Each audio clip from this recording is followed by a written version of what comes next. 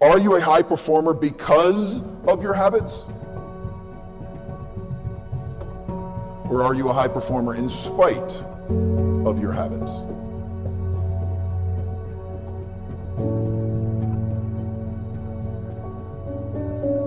If you were to list the things that you do consistently, especially on the bookends of your day, your morning and evening routine, the things that you do on a very regular basis, which percentage of those are helping you become the best version of yourself, and which of those are hindering you?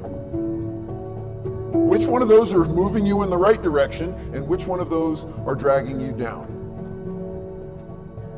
Here's your first actionable takeaway. I want you to write down a list of the things that fill your bucket, mentally, physically, emotionally, spiritually. The things that charge you up, the things that give you energy, the things that make you smile, the things that add to your confidence level. I want you to write those things down. Then on the other side of the paper, with honesty and vulnerability, I want you to write down how you've been spending the bookends of your day. How you've been spending your morning and evening routine. How have you been spending the first 60 minutes after you wake up and the last 60 minutes before you go to bed? And then to complete the audit, I want you to compare the two sides of the paper. Compare the two sets of notes. And I want you to ask yourself one of the most important questions you can ever ask yourself. Are you doing the things that you know you need to do to be your best self? Are you doing the things you feel you should be doing to become your best self? And I can almost promise you, even the highest performers in this room, if you do this with honesty and vulnerability, you're going to start to uncover what's called a performance gap. And a performance gap is the gap between what we know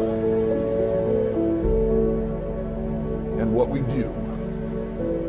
And even the highest performers in the world have a series of performance gaps, but they have worked relentlessly to make those at a razor's thin edge. You need to start closing the gap between what you know you should be doing. Remember, you came up with this list. I didn't come up with it. You know that you need to do the things on the left side of the paper. Now it's up to you to make the time to prioritize yourself and emphasize self-care so that you start doing the things that are on the right side of the paper. And you don't have to change everything at once. Start to sprinkle some of the stuff from the left side over onto the right side, even if it's only 5 to 10 minutes at a time. But you owe it to yourselves, you owe it to your families, you owe it to the groups that you work with to show up to everything as the best version of yourself. And the only way you can do that is through your habits. The only way you can do that is by making the time to fill your own bucket. So those are our habits.